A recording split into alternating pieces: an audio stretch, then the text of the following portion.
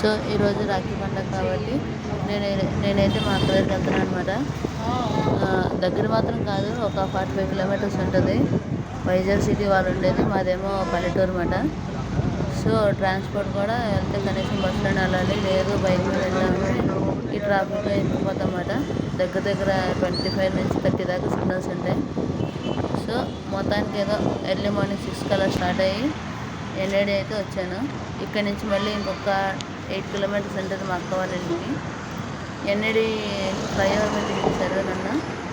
ఇక ఎర్రని ఎండలో నడుచుకుని వెళ్తున్నాను. నాకైతే సిటీకి రావాలంటే చాలా చిరాకు, ఎందుకంటే ఆ పొల్యూషన్ కానీ, ఆ సౌండ్ కానీ, ఆ ట్రాఫిక్ కానీ అస్సలు నచ్చదండి నాకు. మా ఊరైతే చాలా ప్రశాంతంగా ఉంటుంది. సో ఏదో అలా బాధలు పడుతూ మా ఇంటికైతే వచ్చాను. ధన్యవాదాలు. కట్టేసింది ఈ సంవత్సరం. ఇదిగో చూస్తున్నారు కదా, ఇదే ఆ రాఖీ మాట.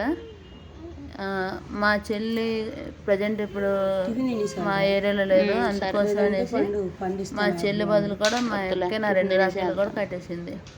అది కూడా చూడండి. ఓ థ్యాంక్ యూ. పూలుగా ఉన్నాయి, మొత్తం పూలతో అంటే దీని మీద ఉంది. ఆగరా, నాకు కట్టినారు ఫస్ట్. సో మా అక్క కట్టే రాఖీ మా మేనడుకు కూడా కాలనేసి గొడవ చేశాడు. సో అది ఫ్రెండ్షిప్ బ్యాండ్ కాదు కాబట్టి, రాఖీ కాబట్టి